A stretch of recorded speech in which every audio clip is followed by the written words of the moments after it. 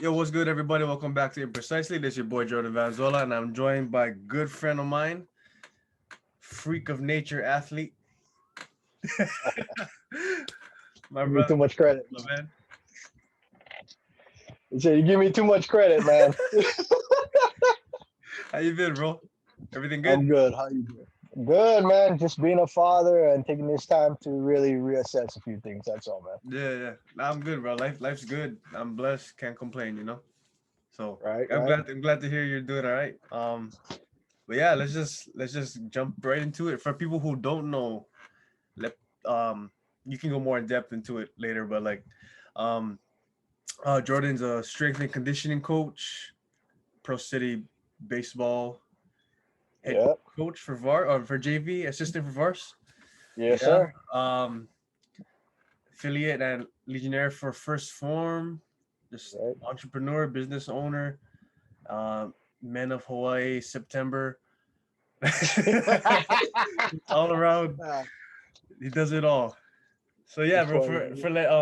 For everybody who doesn't know, let's let everybody know who you are, what you do, what you're about, the business you run, all that. So for those who don't know, uh, first off, I got to give you this. That's probably the best introduction I've ever heard.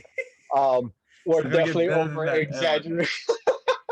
I gave you, Definitely over exaggerating on the men of Hawaii I, September. I gave you September Um, because the other months are Phil. So yeah. My wife would kill me if I was ever on Men of Hawaii. Let's just be real about that.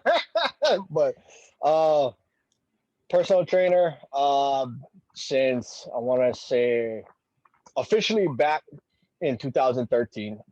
That's when I first started that. Unofficially, just like everybody else who's ever had a passion to really make the best out of the fitness world. I unofficially started back in 2010, just helping friends and family. Just like how I seen you at UFC gym. And yeah, so that's kind of like the basis of that part. But I do have my own business. It's Juggernaut SC. Um, just because I didn't want to put a full mouthful on strength and conditioning, that's been overused. mhm. But fun fact, the initials of the business is actually my initials, so that's how I came up with that. JSC. Uh, yeah, Oh Jordan wow. Samuel. Yeah, that's the two, typical Filipino name. Oh, you do you have But two names too? no, I got two Or is- middle names. I got the Oh, other okay. one. Mine is they did them in the first. Yeah. Jordan See, so James. Yeah. the funny story behind that, my middle name was actually supposed to be Jordan Michael because my mom, big Michael Jordan fan. Right. But my dad wanted me to carry on um, basically the middle names of my grandfather. So I got two Oh, middle cool. names, Samuel Andres. Andres is my dad's side, Samuel mom's side. So that's how they came up with that part. Oh, Um, cool. but I digress from that. That's typical Filipinos. They set up the two names somehow, one way or Yeah. another, right? Yeah, but funny story. The reason why I chose Juggernaut was um, two reasons. One, I'm a huge Marvel fan, That's what I was hoping it was. and yeah. So funny story. My all-time favorite character was always Deadpool. Mm, Um, you know, quick witty comebacks. You can't go wrong with that, especially growing up in Hawaii, right? yeah. We the verbal sparring is natural. Dude, he can't die. Right. You know what I mean? But when I was younger, I actually, on the low key, was a bigger fan of the Juggernaut Mm, because, right, once you get yeah. momentum going, he's unstoppable. No force in the universe could ever stop him, right? Yeah. Unless they took off the helmet. But on the second note, on top of that, when you look at the definition of a juggernaut in the dictionary, right? One of the key ones is an unstoppable force, whether it be business, things like that. So that's how I came up with that part. Um, That's cool. I was actually gonna ask you where the name came from. I was assuming and hoping it was associated with Marvel. yeah, But cool. Yeah. yeah. And it was funny because I brainstormed it while doing my first stint with UFC because I did two stints as a coach there. Um, and I was gaining momentum, but I noticed I trained different from how the typical coach was training at that time. Mm-hmm. And I was just like, I need to come up with a brand. What is this gonna come? What is it gonna stand for? What does it mean to represent just this team amongst the coaches? Like I was basically finding a way to stand out amongst the others, right? And there was two other coaches that had their own teams, two who I truly respect, and they had cool names. And I was just like, I'm a Marvel fan. I got my initials. This is easy. But yeah, that's how I came up with that.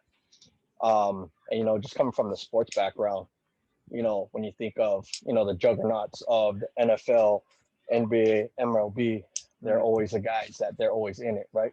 Yeah. Just like it's like our Lakers, man. I, one of the first episodes, right? I watched of you and Jimmy. That was legit. How you guys repped LA. Dude, it wasn't My even dad planned. I just knew though. yeah, right. Yeah, so fun story is my dad actually local boy here, grown up or grew up in Waianae. Mm-hmm. My grandma's from I think Lanai or Kauai. I don't know, one of the two.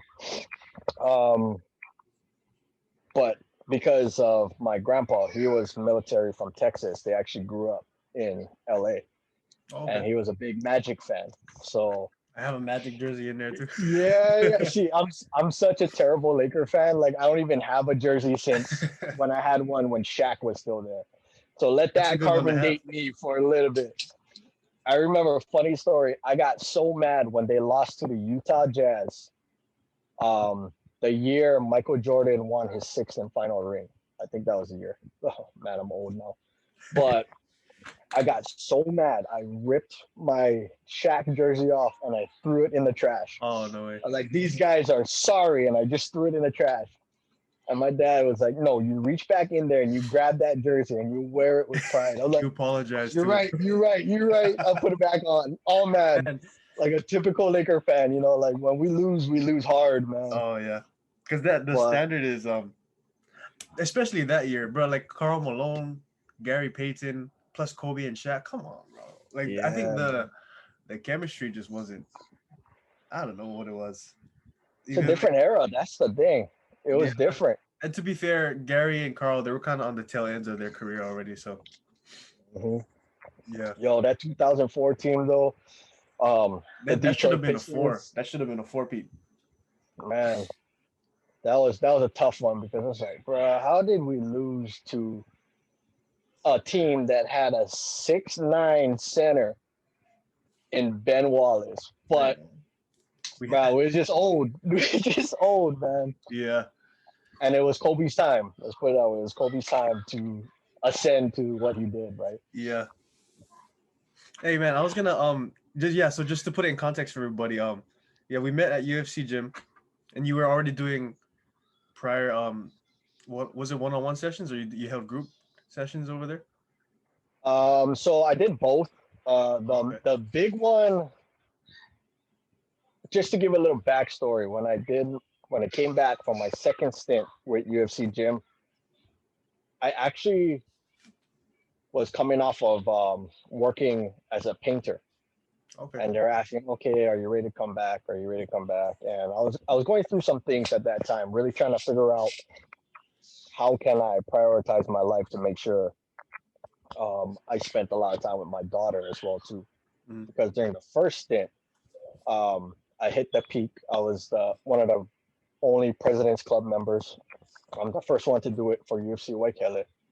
And just to further explain that, when you hit President's Club for UFC gym, you, over the calendar year, amassed $100,000 in sales.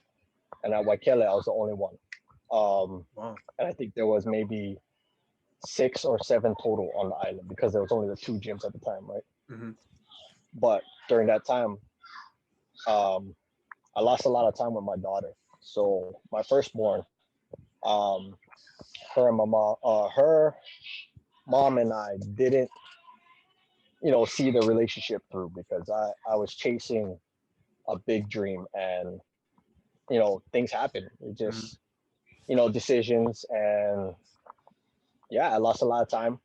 So when I came back, just to bring the story all together, um, I didn't want to train and be the top guy. I just wanted to educate people, Right. not just the members, but the coaches, the staff, Mhm. just so that everybody can really benefit from whatever information I have in my head from the years of just studying my craft.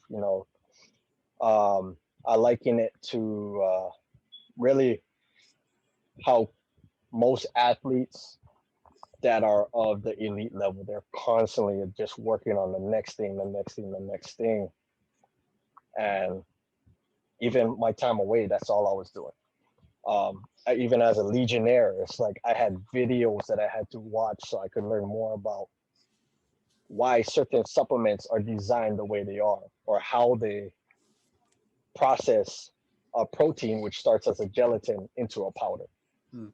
and things like that. So, long story short, um, I started with just the recovery side, doing a lot of ISTEM, um, instrument assisted soft tissue mobilization for the uninitiated, and a lot of sports stretching, just because that's where my passion was laying. I wanted to help people move better.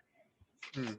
And then that was where I was just like, I got to get back into the one-on-ones, help people lose weight, because there's a lot of people that could use that benefit first, Mhm. which will help them move better in the long run as I teach them more about their body. Right. But yeah, that's where we met. I had a little group with Chelsea, Yeah. my wife, and a couple other members, and it just started as a way as like, I want to maximize my time. So my wife just gave birth to our youngest daughter, Riley. She's 2 now. So Congratulations. Late. yeah, yeah. 2 years late. Half my height though. Half my height. It's Already. crazy. The Hawaiian genes is strong on that side. Um, and yeah, I just took off from there where it was more of I was more focused on the group than doing one-on-ones, because it Right. allowed me to reach more people. Now, did you go to school?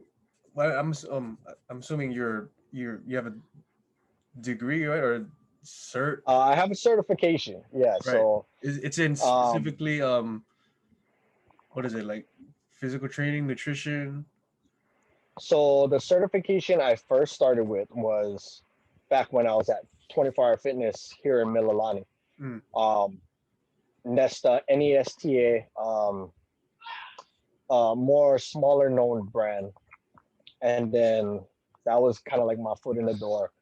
That certification taught more about biomechanics and how to translate that to helping somebody lose weight and get a certain fitness goal, and how to properly, program that.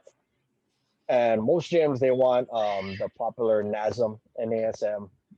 But as I came into my second year or second stint with UFC, I actually leaned more towards NSCA, which is the National Strength and Conditioning Association, just because that was my mindset, coming from sports and understanding like I have this passion about kinesiology and how it translates to strength and conditioning Mm.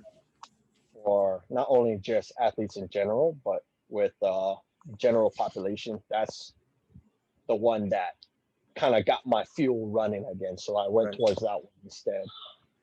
But as of recent, I actually just finished a little online module with a European company that allows me to have a certificate that's equivalent to our associate's degree in the US. Oh wow. So now that that's something that never goes away. That's one thing I Cool. like, where it's like, so I have an associate's in sports nutrition, Okay. and that's kind Oh, of like the congrats, dude. next step. Yeah, dude. Yeah. Uh, what was it? How 8 week long was that? module. 8 weeks. Yeah.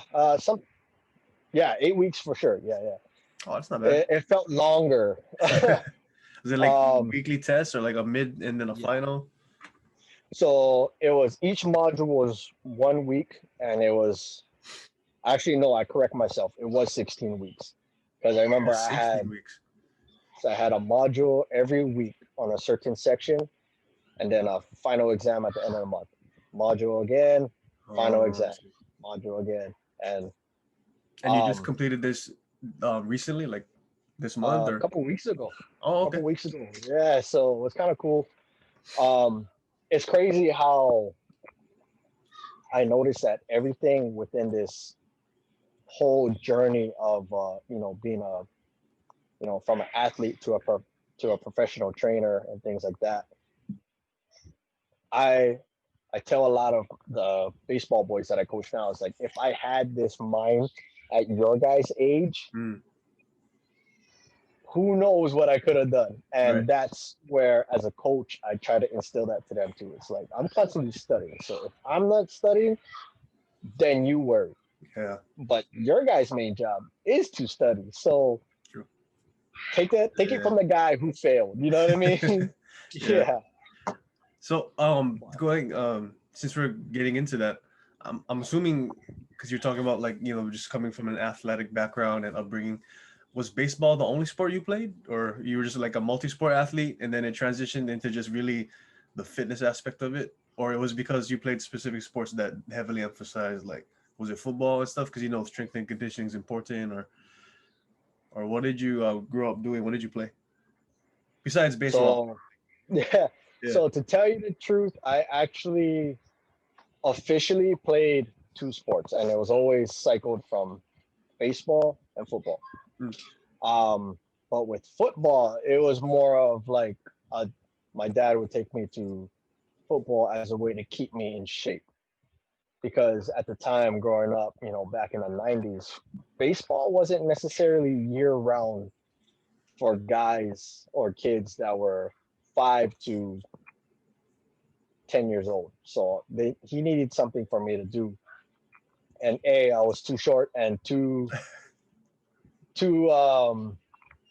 unathletic to learn a jump shot at the time.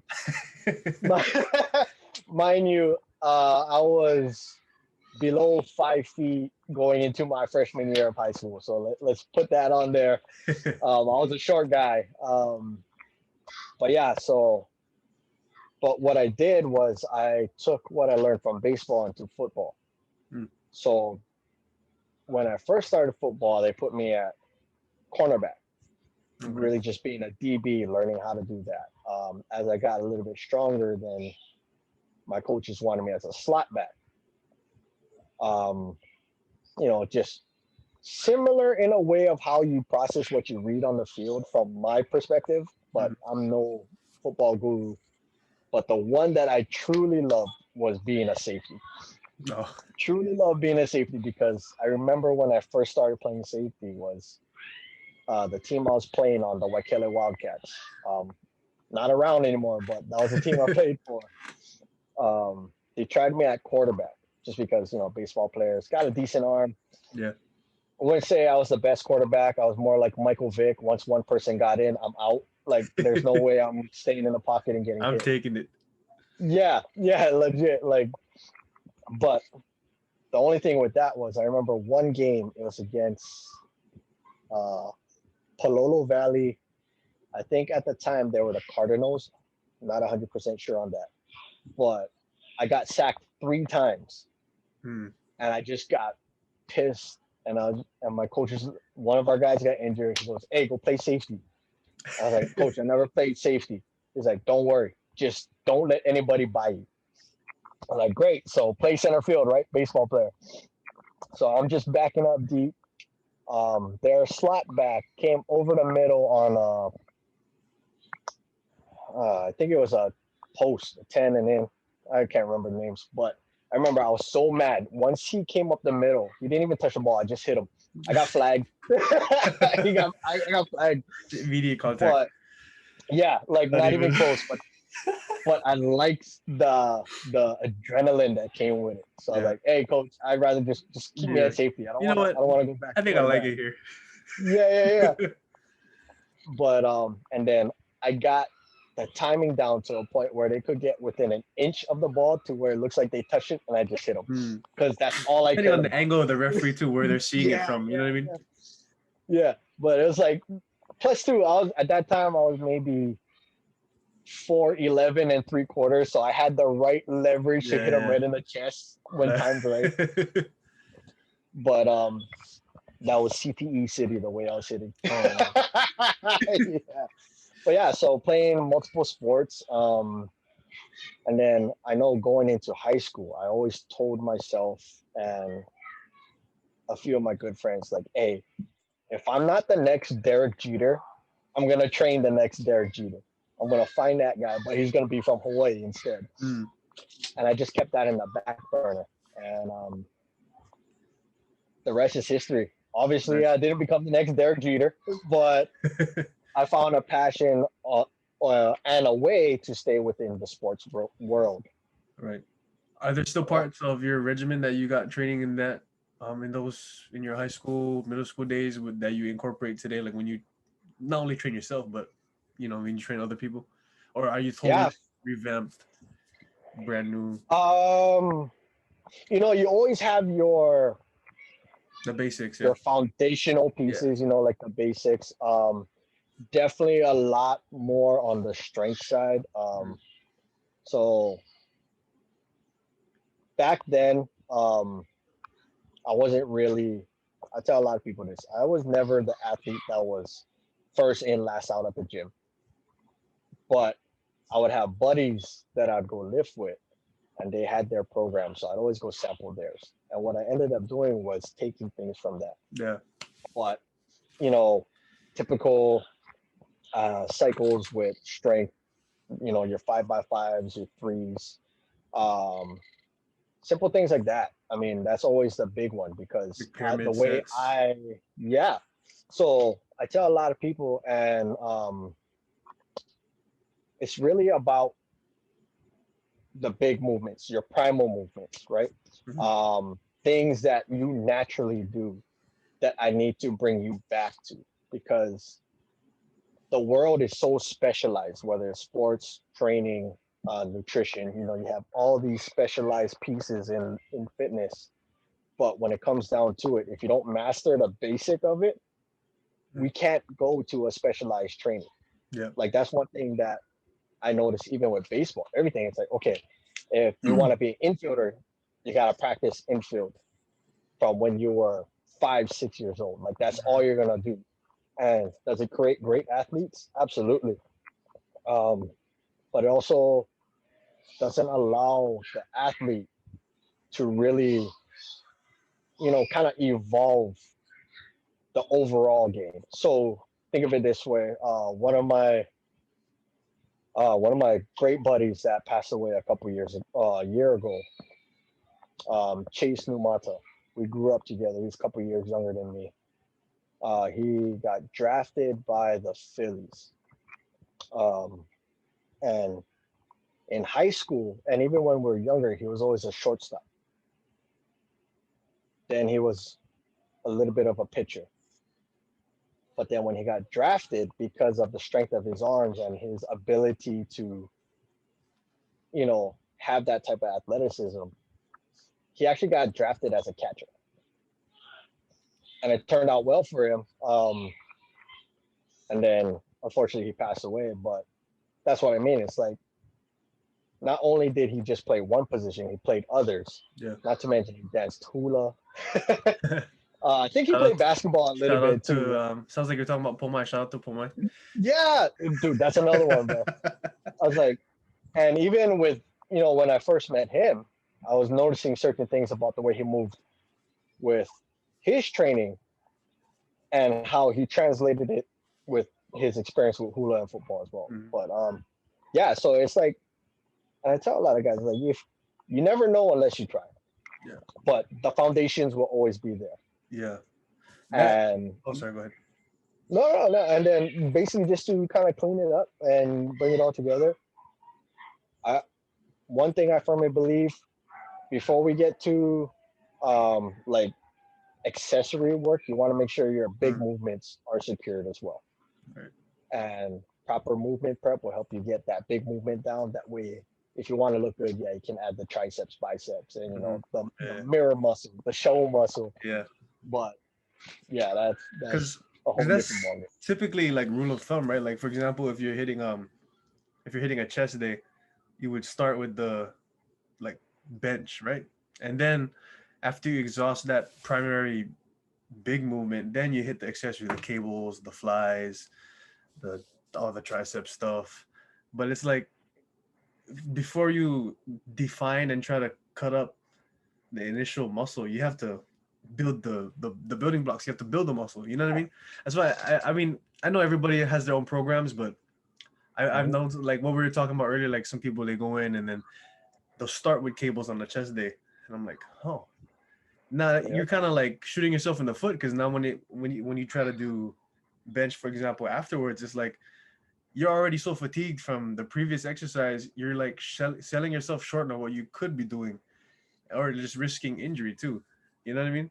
yeah, Like, yeah. You definitely gas yourself smart. out before Yeah. you even get a chance.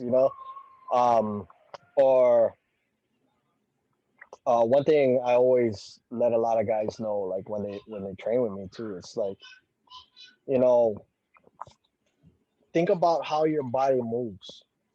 You don't go, let's say, if I want to reach for the AirPod case on the table, I'm not going to go, okay, I got to extend my bicep first.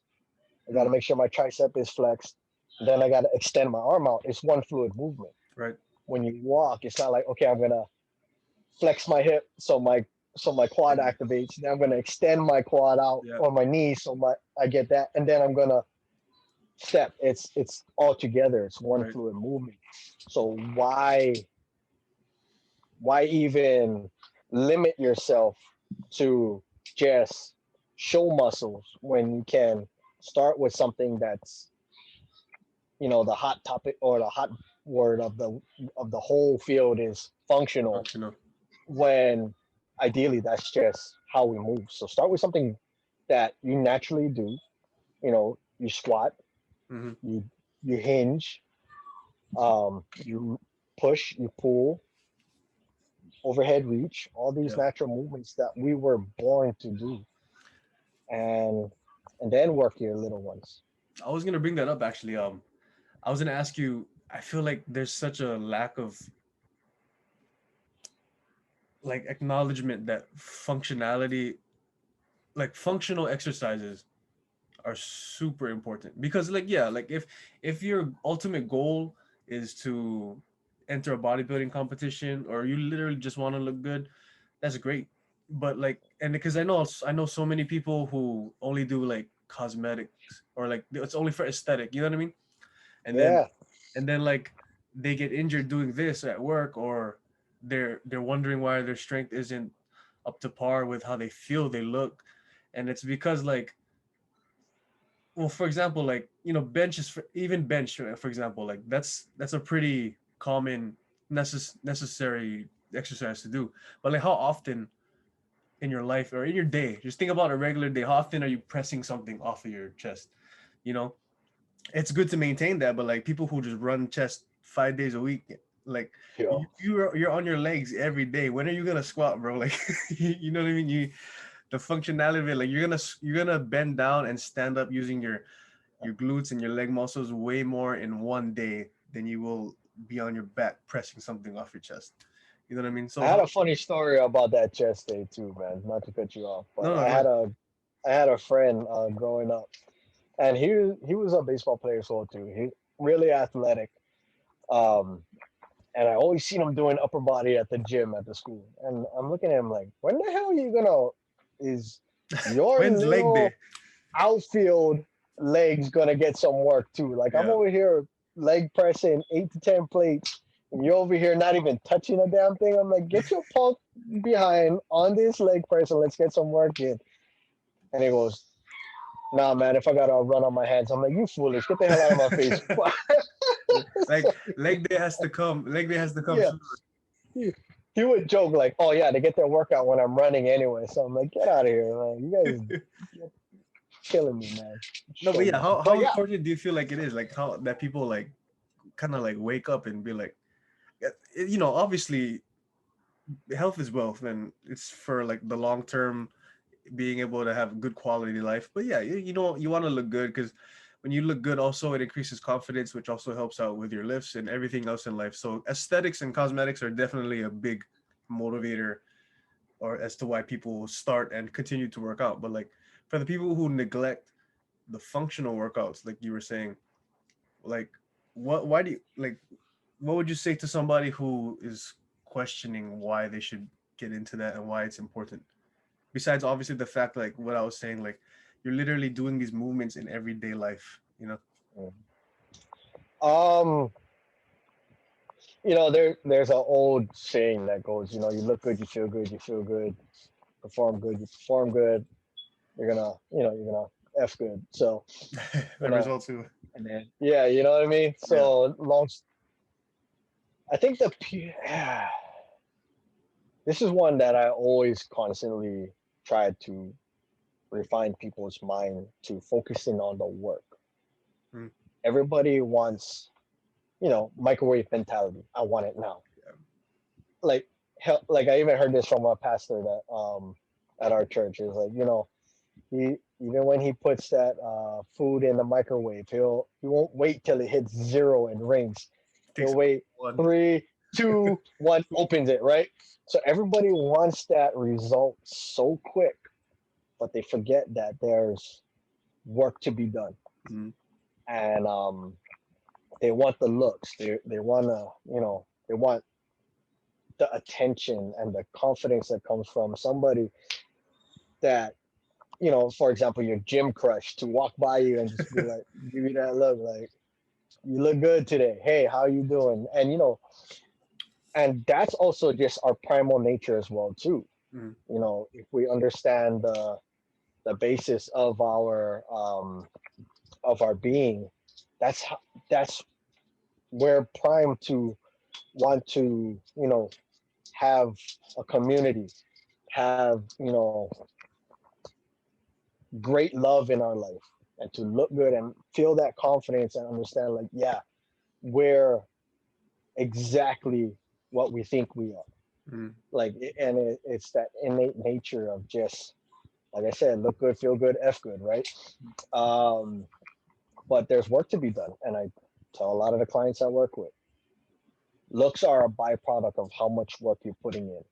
True. And over this pandemic, beauty about being a part of First Form is that we always have a quarterly transformation challenge. And the last transformation challenge that we did, as a Legionnaire, we have what is called a Lead by Example award, where we're going into the challenge and with the mindset that, hey, I'm going to make the biggest transformation for myself. And at that time, I was also doing what is known as 75 hard. And for those of you who don't know what 75 hard is, the owner of First Form, Andy Frisella, created this program where the boot camp part is 75 days of 2 workouts a day, a gallon of water a day, 10 pages of reading a book, following a diet, no cheating, no alcohol, and one of your workouts has to be outside. Mm, And you have to do it to the T, no BSing, no making excuses and saying, okay, I won't read 10 pages today, I'll read 20 tomorrow. It's none of that. There is no leeway. It's you got to do it or you start all over from day one. And I started that right before that challenge or around the time. And I ended up going from almost 215 pounds, 220, to 169 when I finally finished my 75 days. wow. Yeah. So Oh, those that, progress pics you've been posting here and there? Like yeah, it's yeah. quarterly, yeah. So, yeah. So that, and it was every week I had to post, okay, how's my progress going? But in the app that I use to keep track, it's every day I got to post a progress pic Mm, as a part of the 75 hard. And I think the problem with a lot of people is like they'll start their journey on the weight scale or in in the gym, they'll look at it and be like, "Oh, I only lost 2, 3 pounds, or I lost 5 to 10 pounds, but I look the same. Hmm. What's going on? How come I'm not seeing results?"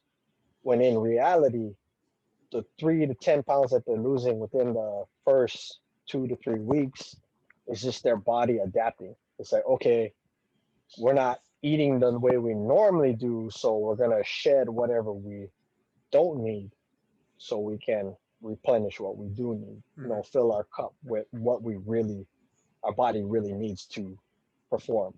And you know, without getting too scientific, that's where a lot of people struggle. Everybody's like, "Oh, I don't see the scale moving, so I guess I'm not doing what I'm supposed to do." Hmm. Or they stress over the number on the scale. I tell them, "Don't worry about it. You'll see it Hmm. 90 days from now if you're doing the work. But Right. if you're not, don't expect to see the results." That's that. Facts. And the beautiful part about results is if you get to that point where you start seeing them, even like the slightest amount, they become addicting, because it's like it's just like there's proof in what you're investing your time in. Like you're not doing it for nothing. Once you see like a little cut or like a little bulge, and you're like, oh, you're motivated to like go train again the next day. So I Yeah, know that's you a know, huge, man. yeah. I wanted to go back to I wanted to go back to something you were speaking about earlier, because it's something I do a lot in terms of like having having your own regimen and workout pieced from different places. I feel like it's very important to not just in excuse me, not just in working out, but like in anything in life, just have an open mind and like learn from and take bits and pieces of different things from different resources. So in terms of like a workout regimen, I've been like lifting with my uncles and my dad since I was probably middle school, early middle school. And then when I went to Roosevelt High School, um, my weightlifting coaches, my junior and senior year, they really gave me the program. So to be specific, for in terms of bench that I follow to this day, that just really shot up everything in terms of how I look, how I feel, how I perform, the numbers, everything. And then as I went through high school, graduated, college, lifting with different friends, just picking their brains, there's certain things or certain ways in what they do that I found works for me that I implement in my program. But like what we were saying earlier, back to the basics and fundamentals, I have the blueprint of what worked for me and really changed me and matured me in high school in terms of bench. I keep that and then I just added it. It's like I'll add like, oh, I like how you have this three set of like failure. I'm gonna throw that at the end of this thing I've been doing since high school, blah blah blah. And one of the things that worked for me that I still stress to this day is pausing. Like control the weight, because I feel like I'll be more impressed with like 225, two plates, and you're controlling it rather than you have three plates and you're using momentum, you're messing up your joints and stuff. I always tell people like you can do anything in the gym. You can use any machine, for example, to make your chest big, nice, strong, vascular, defined. Oh, sorry. You can do anything to make your chest big, wide, vascular, thick. But if you want it strong, the functionality part, I credit all that to pausing. I remember like because like the pyramid was pretty much like it's the pyramid program that I was taught in high school. Like I think just earlier this February or like I don't even try to, it's partly genetics too, but like I hit 400 one time. I couldn't do 405. I got it halfway, and then I did 400 randomly, and then honestly I credit that program to my high school coaches. It's a simple pyramid, up and down. As the reps decrease, the weight increases and all that, and then you end up with some pauses and then a warm down. But I feel like, yeah, like I had that for so long, and then as I got older and met other people, I started adding in this to the chest days or this to the bench workout. And then overall, like where I'm at now is like levels above where I started. And that's because I had an open mind and humility to like learn. So how important do you feel like it is to be able to like take yourself out of your ego, if you call it that, and your comfort zone, and just be able to, because everybody has different goals. They work out for different reasons, And then in regards to specific exercises, everybody's body's different. So maybe if you're taller, like your chest or shoulders are more narrow and your arms aren't as long, getting strong on bench might be harder for you.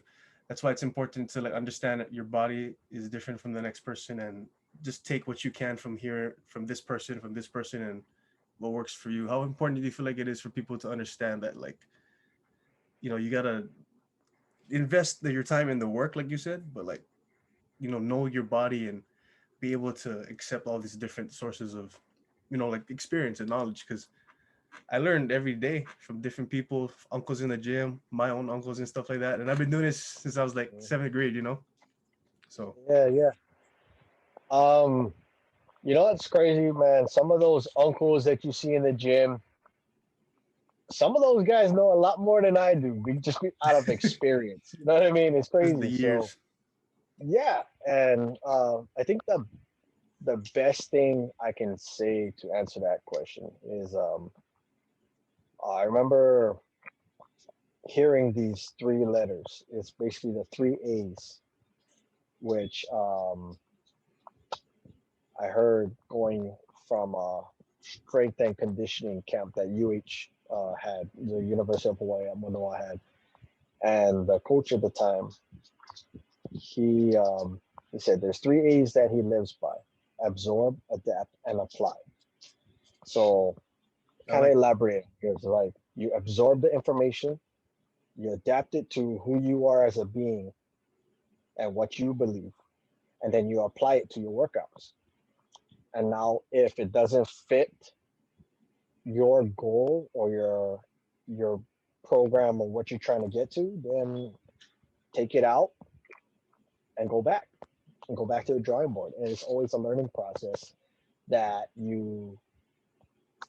That's where the removing of your ego comes into play, because I tell everybody, if you know it all, if you think you are the smartest person in the room, you're in the wrong room.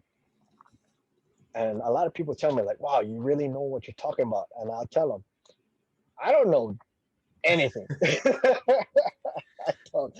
I study, but as much as I know two times less. Mhm. You know what I mean? Like if I know this about strength programming, there's people that I look up to that know 10 times as much as that, and it's humbling in a way. It's like one day I'm gonna hit that tier, and the guys that I looked at are gonna be 10 tiers above me still yet. So um, yeah, it's just constantly learning. That's the biggest thing, and understanding that like you may know something, but there's gonna be somebody else that knows something that you don't know that could benefit you, and it's up to you to go find that information if you want to get better, especially for Mhm. young athletes. I'll tell them, hey, you got a hitting coach that you work with? I'm cool with it. I'm going to add what I know that's going to help you, Mhm. and you can apply to what that coach is, because I don't know it all. I definitely don't. I might sound like I do, but I don't. I actually had a parent earlier in the pandemic. He was like, yeah, my son really wants to be a catcher, and he works with our family, his cousin, um, who I actually played with. And he was like, yeah, we go to work with him on the weekends, and because we're family, um, we get a lot of information from him and his coach and things like that. And I told him, look, great, because that means he's getting more information than I can give. That's cool, because I'm not a catcher. I told him I'm a middle infielder. I just caught as a way to stay in the game Mhm. because I had experience. So really, like I said, you gotta have the mindset that there's always more information to learn, Yeah. and that that information is for you to take, for you to get if you want to learn it. Mhm. Because I've had stretches where I was like, yeah, man, I know what the hell I'm talking about. Huh. Like I actually know what I'm talking about. Right. And then I get another question. I'm like, yeah, I gotta study again. I'm like, I gotta go look this up because I don't know what I'm talking about when it comes to Yeah. that. Let me go find out for you, or let me go find somebody that does. Um, and yeah, dude, it's just the continuing to learn. Um, Yeah. I that feel like really, Yeah. people should just not be afraid to ask, like, Yeah. and try. Because, like, for example, like, I've been squatting since, like, I've been squatting regularly since, I would say, maybe like high school. And, I'm pretty, I would say I'm pretty strong, and I have a regular routine that I hit once a week when I attack legs. And, it's that, progressively, I feel like I get stronger and my legs are, you know, doing or looking how I feel like they should and want them to. But every day or every time, I always find a way to, like, okay, maybe let's try this grip. Let's try go half inch wider, or maybe pivot my feet facing a little bit of more of an angle this way. I'm always adjusting it. And um yeah, like, not to completely like reinvent the wheel, but for me personally, like, just doing that specific thing, as long as it's not making me digress. I'm always seeing, like, what can work, what can make me stronger, what can provide me more endurance for this workout, or what's more comfortable, just because, like, maybe the way I'm holding the bar is like cramping up my shoulder here or something like that, just. And then I'll ask, and then I'll try things myself, and then you figure it out, like you said. And just, you know like those 3 A's that you mentioned, like, I like that. I'm gonna keep that one. Like, like, you try it, maybe it's uncomfortable, or it felt that specific weight, it felt heavier than it should have because you did this. Okay, take that experience now, like, absorb what just happened, try something else, try it, apply it, and then if it doesn't work, you just repeat. So that's very, Yeah. yeah. Yeah. It's actually like I said, it's kind of humbling when you realize like there's so much information out there, and especially with the fitness industry, there's so much evolution going on by the minute that Mm, the thing that you thought you were a professional at or an expert at by next month is old news yeah. because that's science, right? Like look at the coronavirus. Like we thought I couldn't even look at a friend and I would catch it if I look at them. Mm, Or we thought in the beginning it was going to be 2 weeks. Now we're yeah. what 7, 8 months in, but that's Yeah, I the feel like it was the January, beauty. February, and it's been March ever since.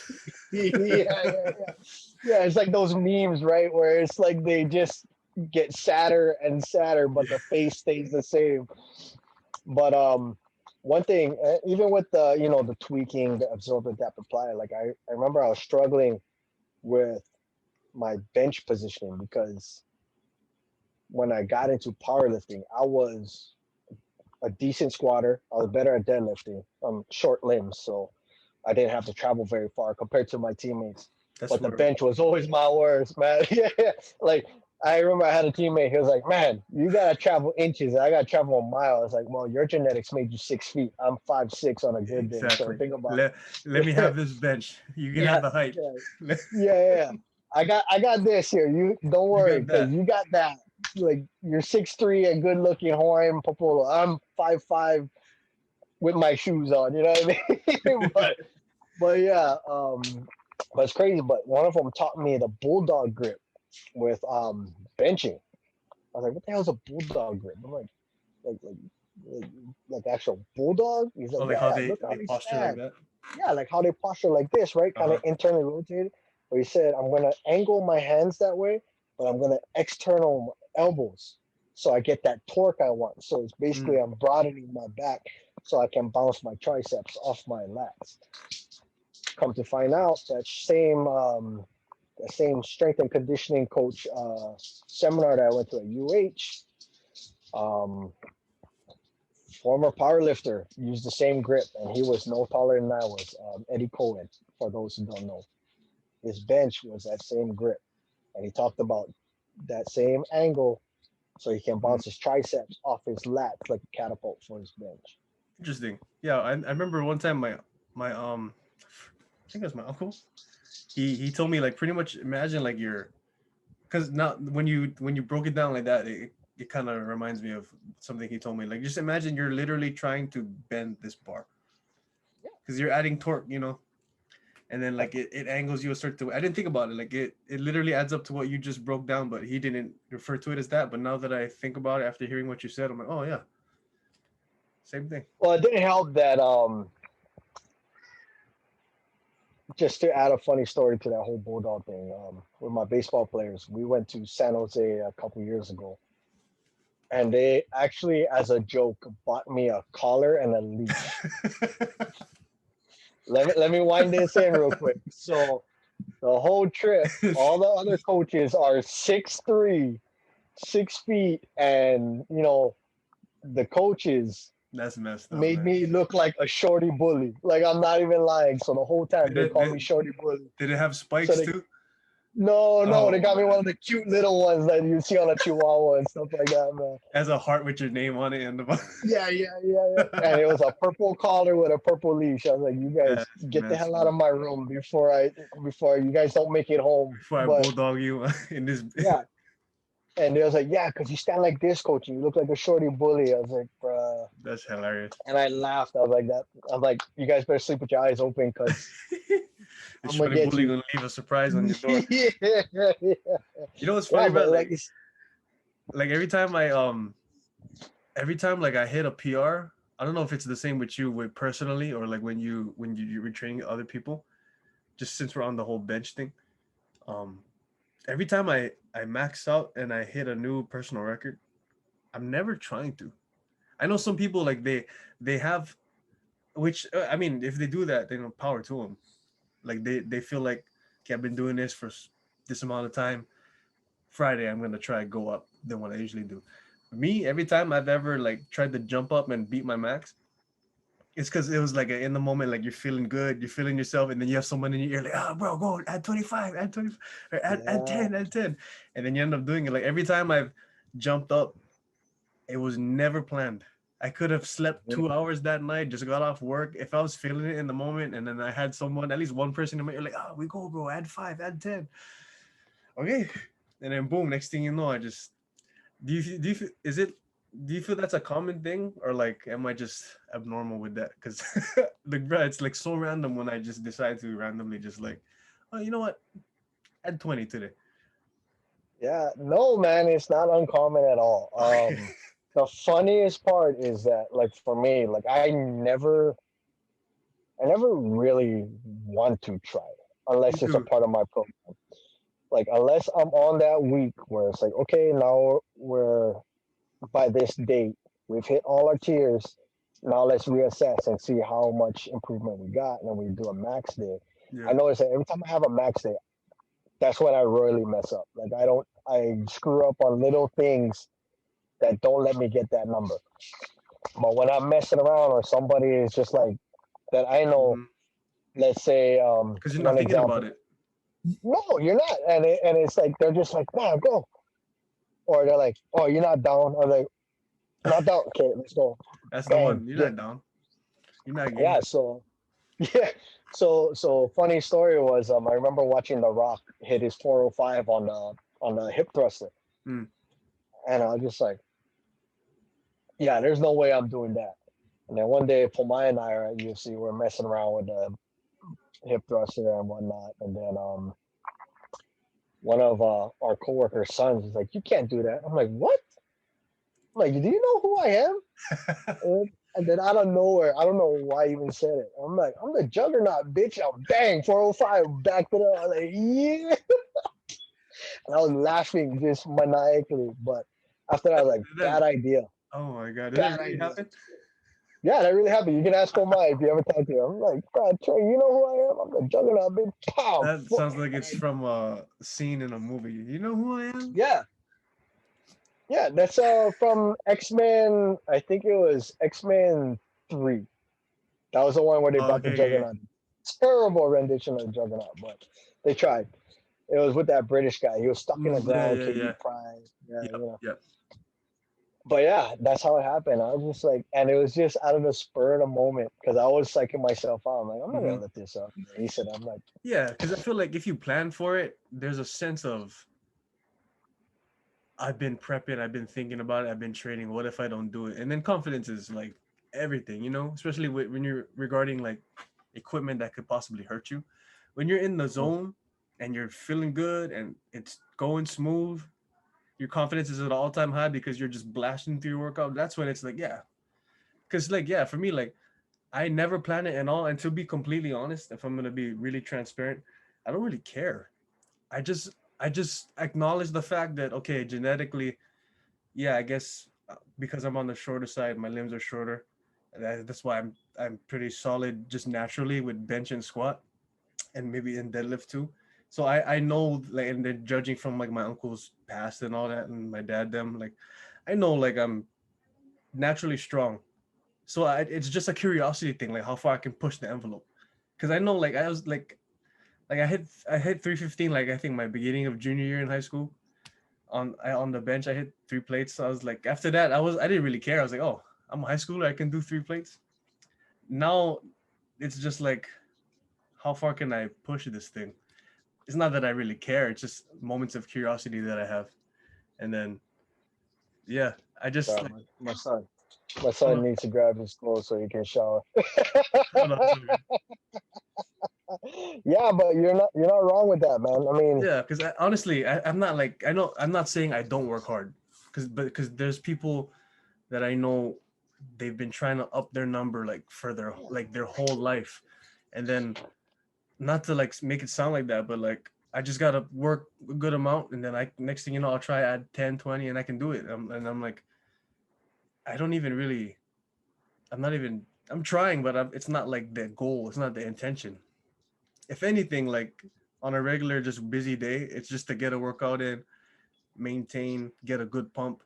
But in terms of trying to climb this ladder of PRs, like I don't really care if I'm being completely honest. Every time I hit one, it's just because literally out of curiosity. And next thing you know, like, oh, okay, maybe in a few months we'll see if I can push it again. But yeah, yeah. So it's even crazy on that note. It's like I tell a lot of people like I don't have like like they had that hashtag a couple years ago, like oh PR every day, like oh yeah, I'm hitting a uh, new tier. I'm like, I well, remember that. then then and when I saw it, I was like, how is that even like something to be proud of? Because if you're PRing every day, you're half-assing somewhere. Yeah, It's like, and that was just my mentality. But yeah, like even with like if I hit a PR, a lot of times it's just because I get bored quick.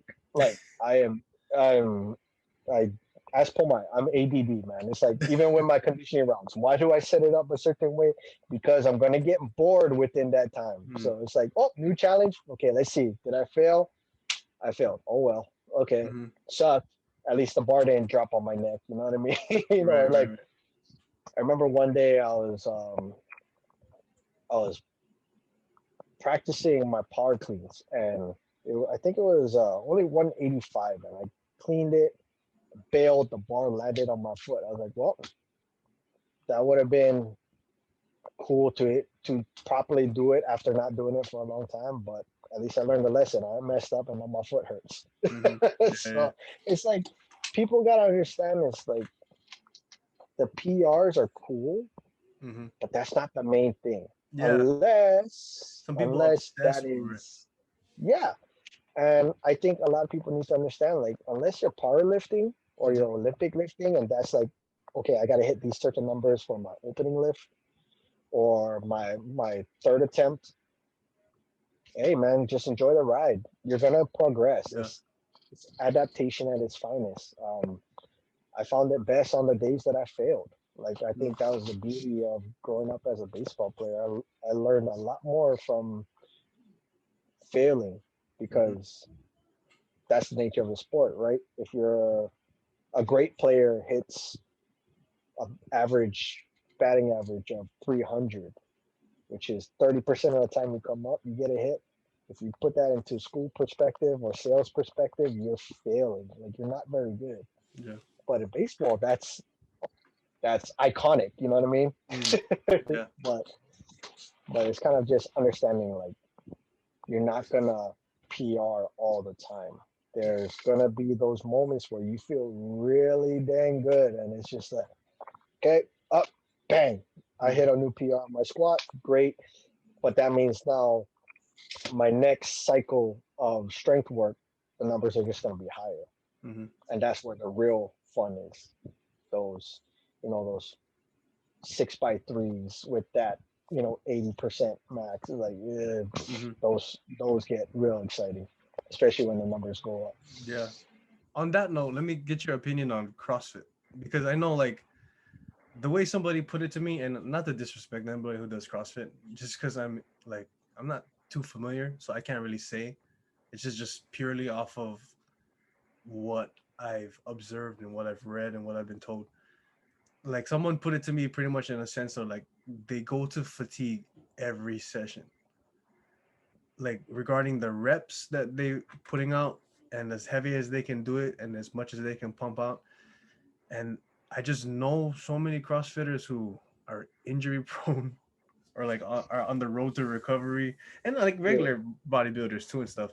But I don't know. To me personally, maybe I just need a little bit better of an explanation on that. Like just the goal to hit fatigue every day. I mean, that's not necessarily a bad thing, but in terms of like your muscles, but like for your muscle repair to be able to train again the next day or the next day, or your joints or stuff like that. You know what I mean? Like what is your take on the approach that CrossFitters take? Um, I tell you what, man. Grow like when CrossFit first came on, whoever was doing their PR, their public relations, didn't really do a great job. Yeah, 'Cause- yeah, that's true. yeah, because it was like, okay, you're gonna take this 3-day course, you're gonna become CrossFit certified coach, level one, and they have different levels. And I think the hard part is that a lot of people go into CrossFit thinking, oh, I'm gonna look like that person over there. And they're a lot of times they're looking at the CrossFit games or people who've been doing it for a long time. The CrossFit, major competitions they're comparing themselves to. yeah, Yeah. that's the tricky part about it. But over the years of really just, learning more about, okay, the tiers of fitness, the bodybuilders, Hmm. the CrossFitters, the powerlifters, the strongmen, and then the general public and athletes, everybody has their lane. But one thing that a lot of people misconstrue with CrossFit is that you're gonna do these, wads, and it's gonna, be high intensity, high volume. You're gonna shed a lot of weight. The problem is people that do get hurt aren't doing the prep to get them ready for that. They're going into those intensity classes Hmm. because they want to get a kick-ass workout, but they're not doing the proper mobility work. That's why guys like Kelly Starrett, um, Rich Froning, even now that he's a retired CrossFitter, they're starting to kind of teach people more about how they prep their body. And Kelly Starrett, with his what before mobility WOD, now he calls it the ready state. It's about prepping for those movements because with CrossFit they're crossing Olympic lifting with circuit training, Hmm. with plyometrics, with strength workouts. So they're bringing it all together for one thing to help people get the best out of their body. And even with like one of my clients, she would come and train with me for mobility and strength work, but she'd go to CrossFit for, the cardio. She'd call it her cardio to go to Hmm. CrossFit because she was basically at the beginner class where they're learning more about like kettlebells, dumbbell, or substituting the barbell with dumbbells and kettlebells. Um, you know, and that's like I said, they just got a bad PR rep. Like I've never gone to a CrossFit gym and be like, yeah, I want to do what you guys do because I understand the responsibility of lifting Olympic movements Hmm. properly. And it's like I'm not gonna do a dynamic, ballistic, and like one of the most explosive movements I can think of, like a barbell snatch, Hmm. 5 to 10 reps or 5 to 10 rounds or whatever that watt is on that day without being properly prepped. So I will incorporate that as my explosive part, but there's a time and place when I'm going to incorporate Olympic lifting. Yeah. So for me, if you can't do it, great. There's something about you that can perform that way, but you also got to understand, like, you have a lane. Hmm. Your body has a limit, and you can't just try to, Redline it all the time. yeah, you can't just gung ho Hmm. and run your head through a wall like you're AJ Hawk through a running back, Gotta thinking live to like I'm train gonna another get. day, you know? Yeah, you know what I mean. And there's natural progressions. That's why I do respect like the upper tier coaches that really teach the client and the members, like, okay, well, you don't have the mobility for this power clean yet, so let's practice with the PVC pipe or a dumbbell that Hmm. we can understand the mechanics. But that's still that wall where people, once again, going back to the past question, where it's like, I want it now. I want that result. I want to do what you guys are doing, Hmm. but The you're not microwave ready. mentality. Yeah, man. Yeah. It's a slippery slope. It is, and I just feel like too, like we were talking about earlier, with your knowing your body, having a lane. It's just like, what's your goal? You know, because everybody works out for different reasons. And like there's all the subcategories, like you mentioned, the powerlifters, the bodybuilders, the strongmen, and all that. So it's just like, what's your intention? Because if your intention is to simply casually change your lifestyle by dropping some pounds and trying to look better and just improving your overall health, I feel like there's smarter ways to like go about it, or just specific things you should be targeting in terms of like your nutrition, making sure you have a good cardiovascular, well, like implementation in your workouts. And just, if that's your, for the general public anyway, because if you're training for this specific thing, then yeah, by all means go do that. But I'm Mhm. talking to like the general public, who they're kind of dabbling into a little bit of everything, and they're feeling stuck because they don't know why results aren't coming in, or in terms of how they look or their strength or whatnot. I think people just need to know, like what's your goal here, and then from Mhm. there, when you can clarify that, it's like, okay, I kind of know. Like, do you want to be strong? All right, let's train more powerlifting stuff. Or like, do you want to have a Mhm. 6 pack? Okay, you got to get on a strict diet. You got to do this bodybuilding stuff. You know what I mean? So, which makes me want to ask you, because I know you competed in a lot of like powerlifting, I would consider strongman competitions, and then now you look like you have a 12 pack. So, like, what did you just for people who don't know, what did you compete in, and like what lanes have you switched, and like where are you currently, and what is your goal, pretty much, for you personally? um, hey, honestly, I dabbled in powerlifting just because.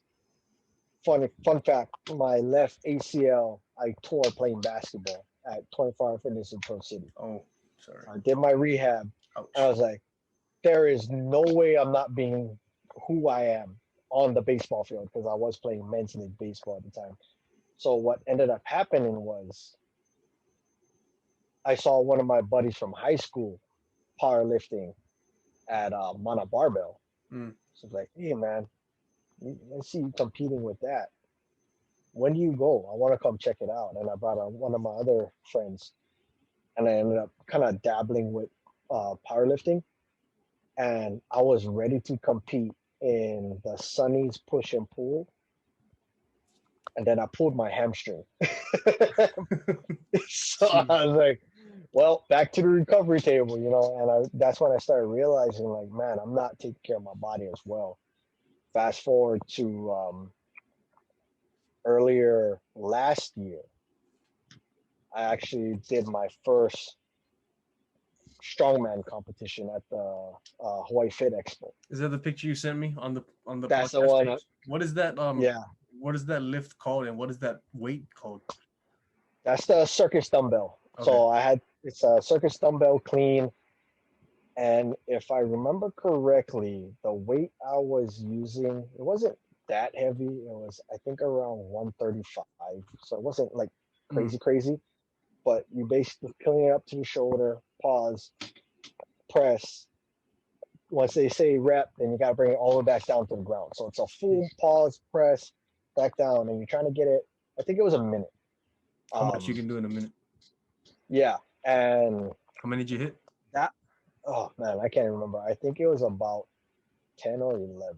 Wow.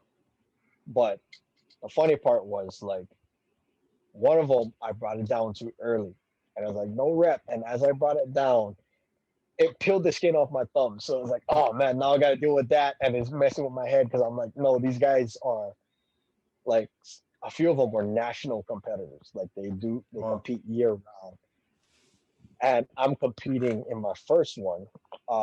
So I was like, man, I can't let these guys smoke me out of water. You know, that little ego will start to kick into gear. Like, nah, you're not getting the best of me. But Nah, in but my yeah, so I you know competed. who I am? I'm the juggernaut. Yeah. You know, it's funny. I should have sent you this other picture because Chelsea and my wife and Pull My guys, they were all recording, and it was with the axle bar deadlift. Okay. So even with the straps, I think it was 425 or around there for axle bar deadlift. And the first rep, I pulled it, and it just felt so good, and I laughed maniacally, like I was having so much fun, and I was just banging out each one. I came up and I have this sickening smile on my face, like this is where like I was a little kid I have to in a see candy this. store. Yeah, it's on my Okay, Instagram. I'm gonna. I remember I posted it, but yeah, I had that smile. But that smile went away after the sixth rep because I was just like, bro, this is a lot heavier than I thought. but but it was that excitement and that fun, and I was just like, Hmm. man, this is something that I can see myself competing because for me, my weight class I believe was sub middleweight. So if I remember correctly, that was below 194. Mm. So to give you a little perspective, like when I officially signed up for the Hawaii Fit Expo strongman competition, I was, I believe, 205 a month out when I committed. I had no plans. And then my client who runs the competition, her husband runs the competition. He handed me the paper, said, here, fill this out. They already paid for the fee. Somebody paid for you to compete. You have to know. Yeah. And he was like, don't worry about who, I just know people believe in you. I was like, well, now I have a little bit of pressure to do it. So I Hmm. signed it, turned it in. And in a month, I cut the weight to make the weight of sub middleweight. And I made it by point 0.2. And I remember Oh that wow. day, um, the night before, all I was eating was a salad, no dressing, just the lettuce, while my wife and kids are eating hamburger steak right Mm. in front of me. I'm just like, oh, that looks great. And the day I was doing a typical, weight cut, dehydrated a little bit just to make sure I made weight because when I stepped on the scale, I was 196. So it's like, Mm. okay, well, It's like 2 pounds luckily for lower. me, there's, yep. So I just went to the park. I walked dehydrated in a jacket and sweats, went to UFC, stepped on the scale. Okay, 195. I got one more. Walked, got really hot. I was like, you know what? I got to head down to Ward, but let me go walk a little bit more. So on the way, I actually stopped off at Target to walk in the AC because I was like, I'm not going outside again. Yeah. Yeah. And Pomai saw me. That was when he was working at Target, and he goes, "Cutting weight?" I'm like, "Yeah, I got like a pound left to go. So I Sounds think like I, him. I think I should make it." Okay. I'm like, "You good?" I'm like, "Yeah." He's like, "You drink water yet?" I'm like, "No, I got this little bottle, and it's like only this much that I drank out of it just to be safe." Jump on a scale, make weight. But that's where I like now it's all I'm trying to do is in a goal sense is I want to compete again, but I'm In keeping my powerlifting body or the strongman. So. in strongman. In strongman, Okay. it's fun, man. I want to compete this, 2020 year, Mhm. and then everything went to crap. But I keep my weight around that competition weight. I'm actually below now. So during the 75 hard, I was at 169 at the end. I actually bumped myself back up to 180. Yesterday I was 182 after eating. So, but now once this whole thing kind of gets a little more situated and we understand more about the science behind it, then that's when I'm going to start training again Mhm. to really go compete.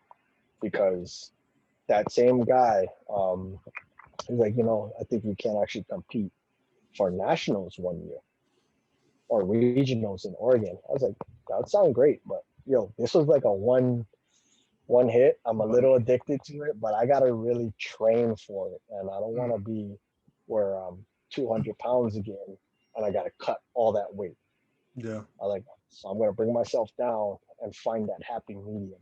Kind of like how I would tell a lot of the fighters I used to work with. It was like you want to be around that realm to where you're not looking like you got touched by death on your way to the scale.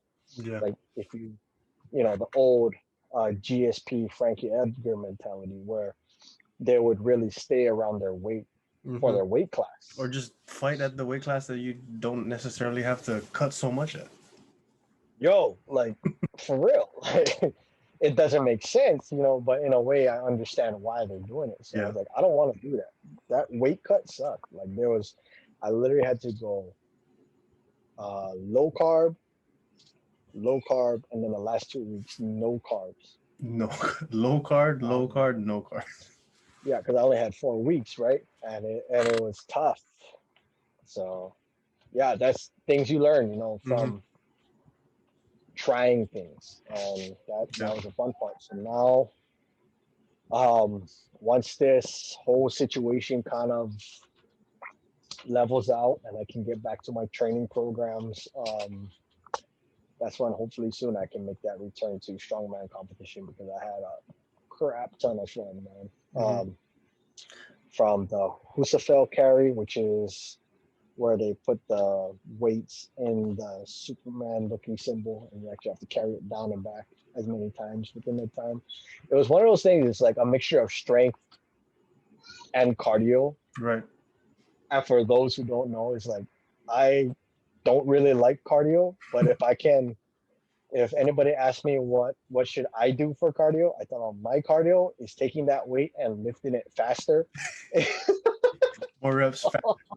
Yeah, and it's a running joke with my wife, Pomai. They're like, "Oh, he don't do cardio. He doesn't like walking, hiking. His cardio is lifting faster at the same way." I was like, Or "You're just right. walking in Target. Yo, you telling me?"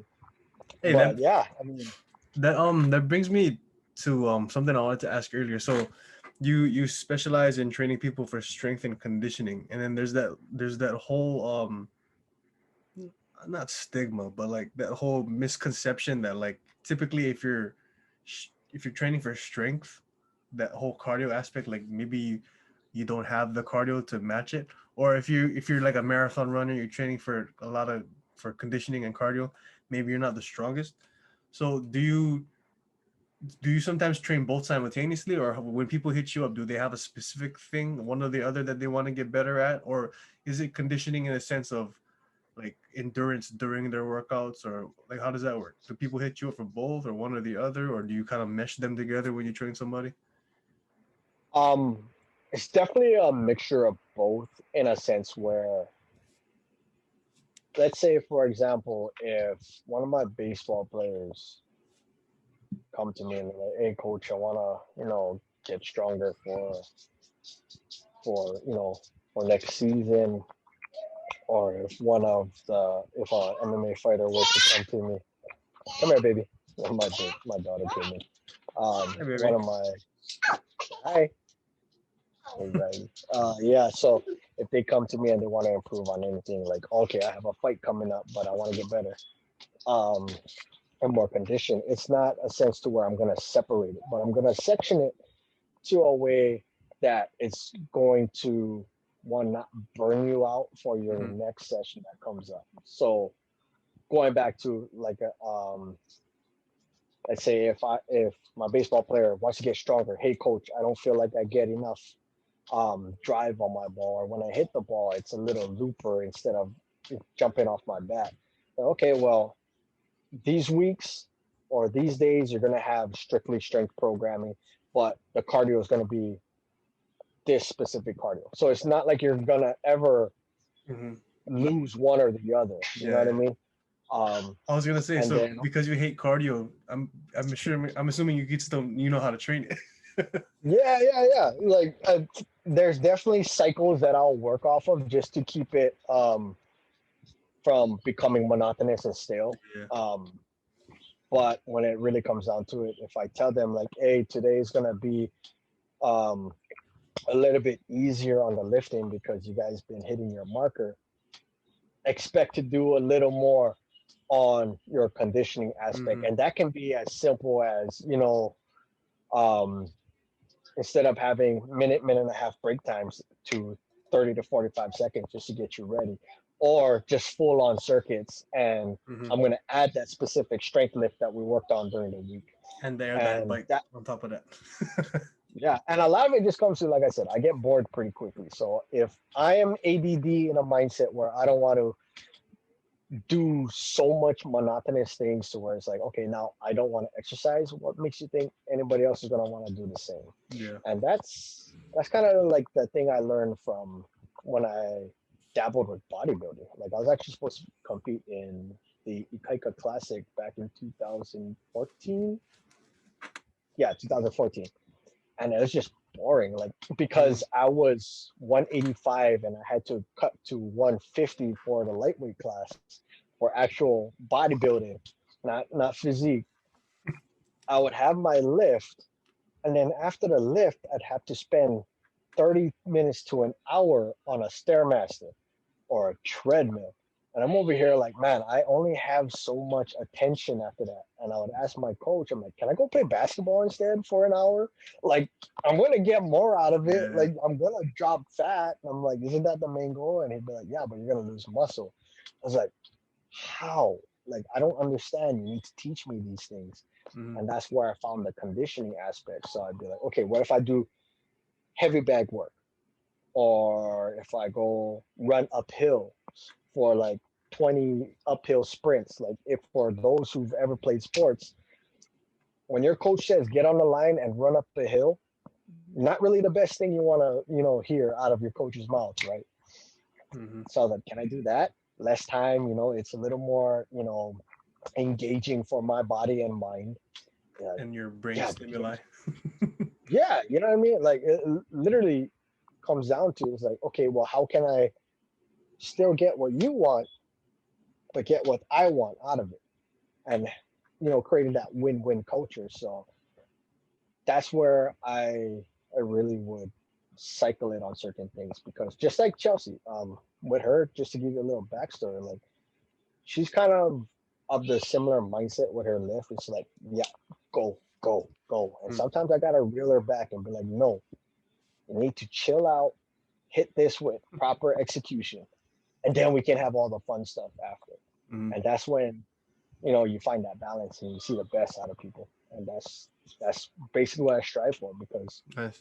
how I train isn't gonna be how Chelsea or you would train or my son would train or my Hmm. athletes. It's like I gotta find what piques your interest, what stimulates your mind to want to do this.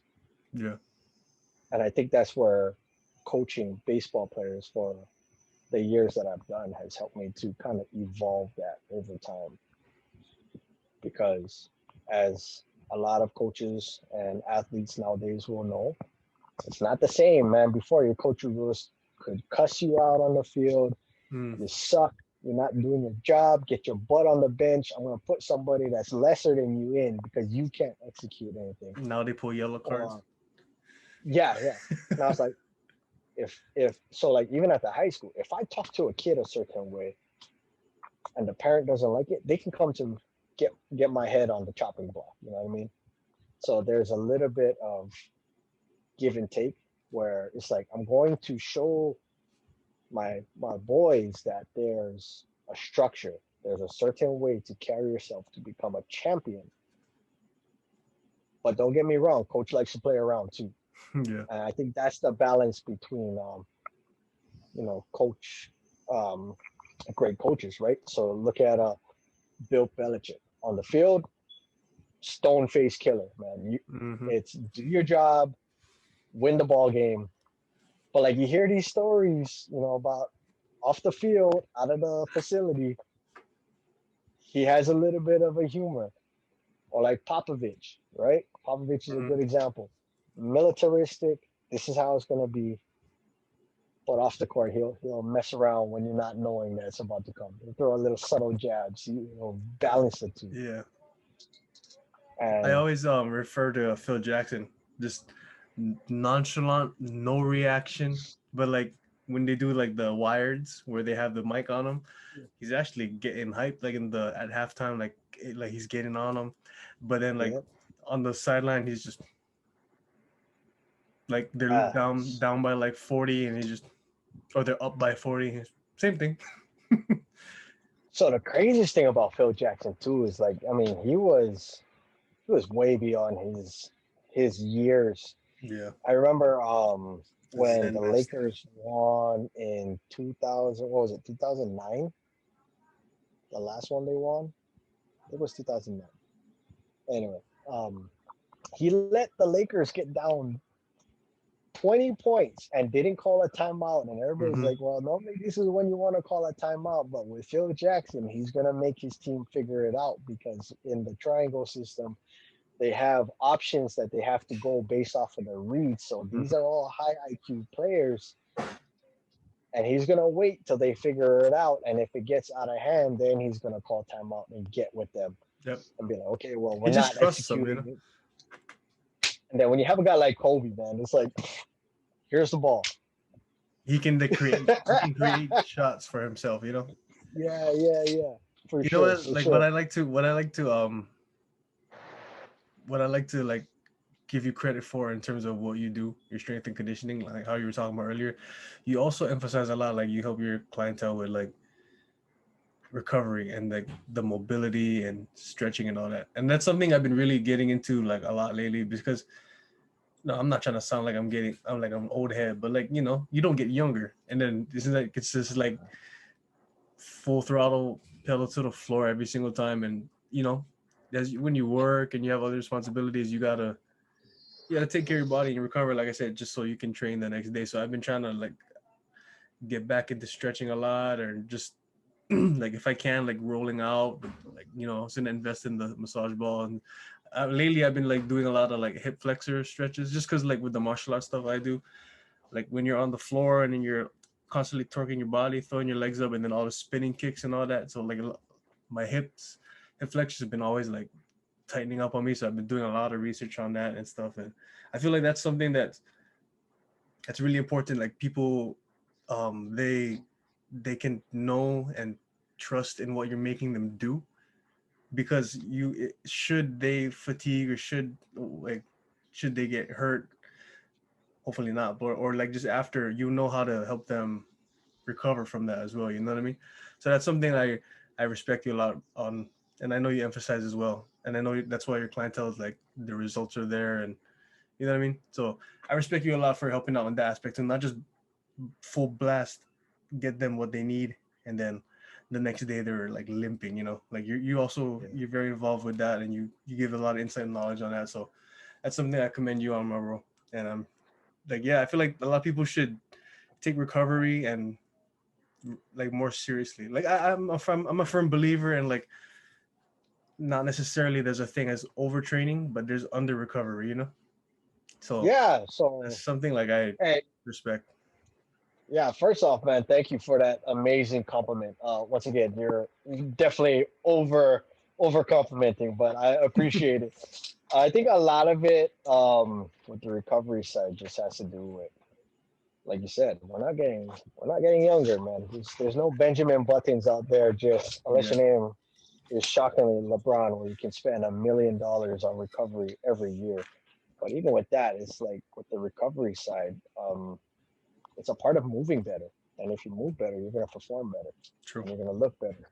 Um, and fun fact is, I've taken trying to learn more about recovery one step further, and it was because I had trouble with getting the proper amount of sleep every night because I think way too much when I should be sleeping, like everybody else does with the stimulus around us. But it's like I wanted to understand more how your sleep affects how you perform and the amount of um, stress you can put on your body, and I that's where I definitely ended don't up sleep getting. enough. That's where I ended up getting this whoop band, man. I was like, I have no idea about my sleep. I was like, I just know I'm either tired or I'm not tired. That's it. Mm. Like that's all I knew. And being so stimulated to want to do certain things at night, whether it be social media, studying, um, playing video games, understanding is like, okay, well, if I sleep this much, is this going to affect how I feel the next day for my workout, and is that really going to affect how I perform with my next set or my Mm. next reps, and then just kind of add that to it. But recovery's been kind of like my main focus, and a lot of people over the past year have actually come to me more for fire cupping and You instrument do that? assisted soft tissue. Yeah, dude, I learned how to do Bro, it. I'm gonna have to. I was just talking about that at work yesterday. I'm Yeah, gonna have to see you. I always wanted to try. yeah, I got the whole setup. Was blessed to go learn about fire cupping, and I just added it to the toolbox. I Oh, mean, okay, cool. Now I um, know somebody now. yeah, and a lot of people are like, oh, do you just do the soft tissue mobilization? Do you just do the fire cupping? Are you a massage therapist? I'm like, no, it's kind of like I I know how to make your body feel better Mhm. because it's a part of the field, right? You Yep, can't perform if you can't feel better. true. And then You you're can't you're in a recover. field where you do things that literally tear your body muscle tissue down. So it's like, and that it apply pressure and tension on joints and bones, and so it's like you kind of have to, you Dude, especially with like And martial that's a good arts. excuse to There, go get massages when you get into the recovery. You know what I mean?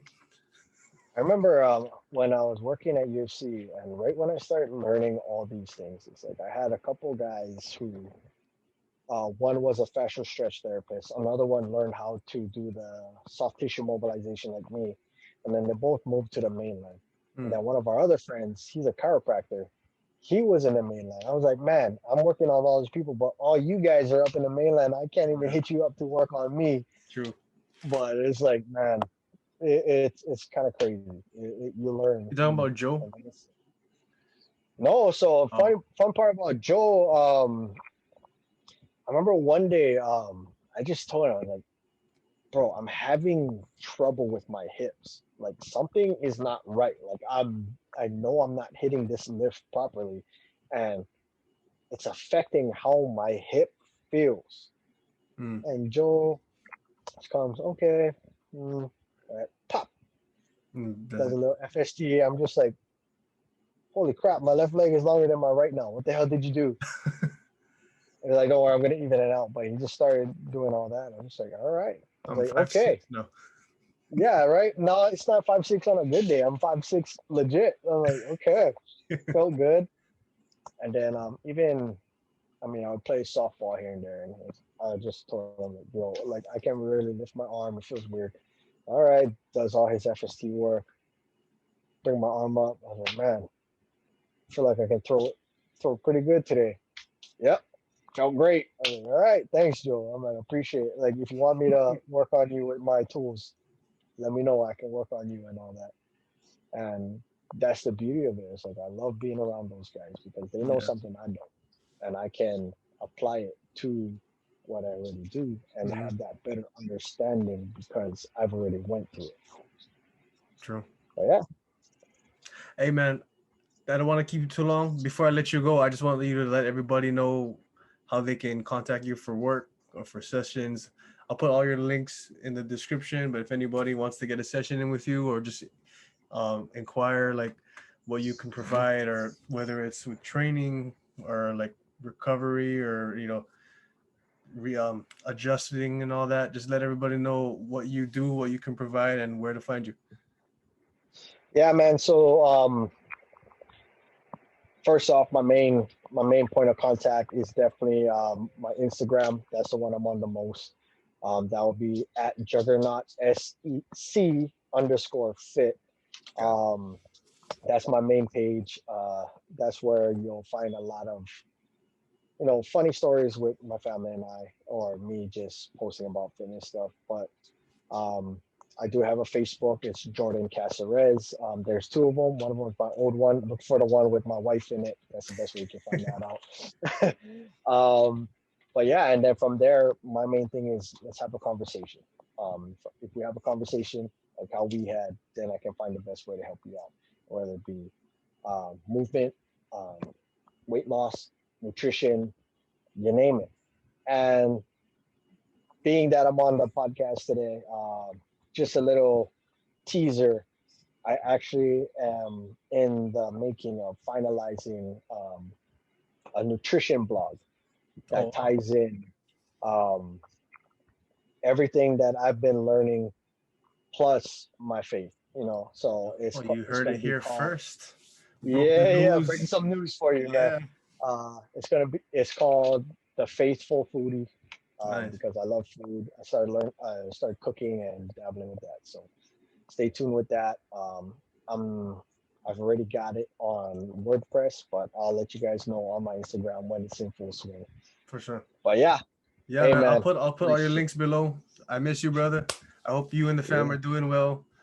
I'll come see you soon. I need some work done, for sure. Hey man, then we'll get one of these first form workouts in my backyard. That's basically been Yeah, my workout right now. for sure.